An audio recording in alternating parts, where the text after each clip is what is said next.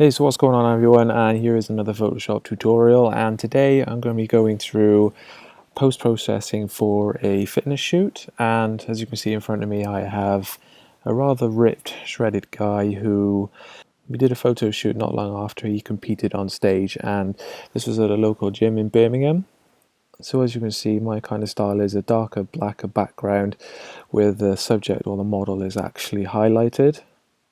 So this is a really great go-to sort of style for a fitness shoot. It's kind of like an action hero sort of motivational, inspirational sort of style.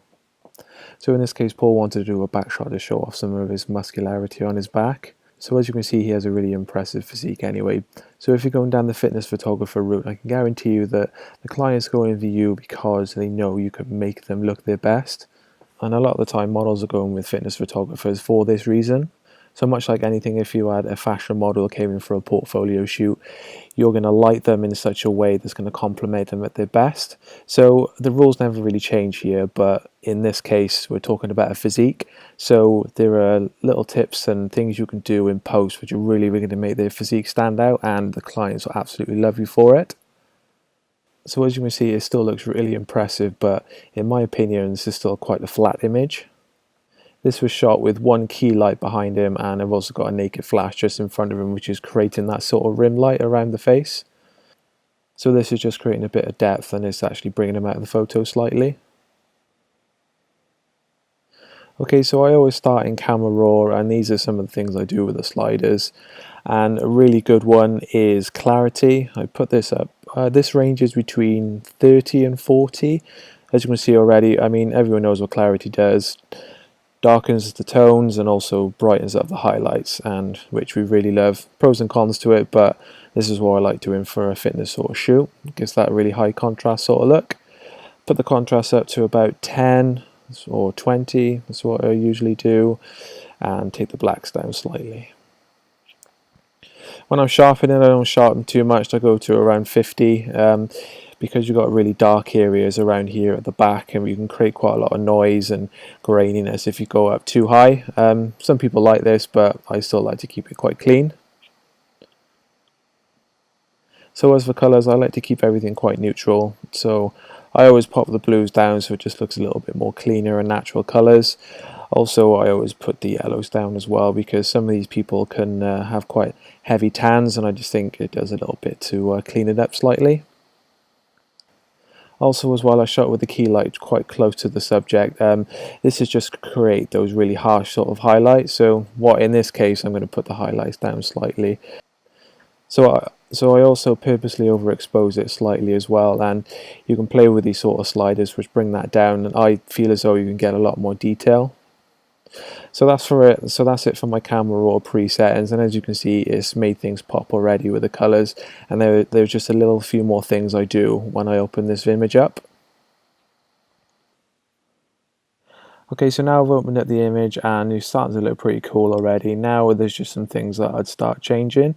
So a lot of these athletes, they're going to be applying tan or some sort of coating to them, which is mandatory for a lot of fitness competitions. And sometimes it can't be that great for the skin as well, and some people have bigger pores, smaller pores, and spots as well, which they'll often highlight. So what I always start off doing as well, and you may have to do this quite a bit more on fitness athletes who have been tanning, and that's just getting around all these sorts of blemishes, etc. And as you can see, there are quite a lot, and I want to get that punchy sort of high contrast sort of feeling. So that's kind of every slider which you put up in camera raw, there's kind of always a downside. So when you're playing around with clarity, as you know, it brings out all the details. So I'd spend an extra bit of time going over all these blemishes, etc., and just making that skin as neutral as possible.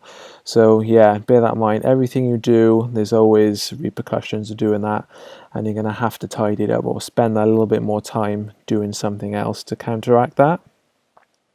So in this particular case as well, this athlete had to shave, and he doesn't shave all the time as well. So if you zoom in quite a lot, you're going to see a lot of these little dark sort of blemishes. So this is where the tanning product has gone into the pores, and you can just see just bigger sort of areas like that. So again, this is totally up to you how far you want to go with this, but I tend to spend quite a bit of time, and this is where a tablet comes in handy as well. You can get over all these sort of blemishes pretty quickly, and because there's so many, a lot of people use the healing brush tool, but I've always gone to the spot healing brush tool for these sort of things. I think it does do a job. I mean, if you're using the tool and going over the brush in the way that the skin is going as well, you see these sort of lines, I think it does a pretty good job to me. So as I'm going for the high clarity, high contrast sort of look, a lot of people say I'm going to overutilize this, but I do a lot with the dodge and burn tool. So if you zoom into at least 100 or 200%, I want you to go in all these sort of separation or muscular separation sort of areas. So this is basically where all the muscle fibers are running down the muscle, and this is what people call muscle tone. And you've also got things like these, like the veins popping out, and for a lot of athletes, and especially the males, probably not so much females, they like that vascularity sort of look, and bringing out those sort of shadows, and the clients will absolutely love you for it. So when I'm on the dodge and burn tool, put the range on mid-tones and exposure down to 11%, and a medium hardness sort of brush. So sometimes I see people using it in kind of the incorrect sort of way with the clarity tool, and as you can see, there's darker places than others. But sometimes when people are using it, so they press the Alt key to darken everything, as you can see, I'm going over that shadow there, but it's almost like a really sharp sort of line where when you come out, it doesn't really look that effective or real. So you want to be careful with that one. And what I do is play around with the exposures a little bit. You can do this on other layers as well. So for example, copy that layer, and on this layer you're going to use one layer and quite a clean sort of line, and then your next layer you can turn the exposure down slightly again, go a little bit higher, darken over the top. So then you come up with a kind of a gradient. So most natural shadows here have a gradient to it. It's darker here, lighter, lighter, lighter, lighter, lighter. So you want to keep that sort of system with a shadow, and if you want to make it look as natural as possible, you kind of want to mimic that as you're going through the shadows. Okay, so as you can see here, I've gone over it with a dodge and burn tool, sticking to the natural sort of gradient shadows, and as you can see, I'm going to compare it to the other one. So that's the old one, that's the new one. As you can see, it's just a little bit more punchy, got a little bit more clarity. So I've gone around the tricep area here, through the forearms, down through the veins, etc. And yeah, clients will definitely love you for it. So that's just a little tip as to what I do by using the dodge and burn tool. So that's a little insight to what I do with the dodge and burn tool. So as I said before, as you do one thing, you're probably going to have to change another. So as you can see here, I've used the dodge and burn tool quite heavily. Like all these sort of areas have gone really red.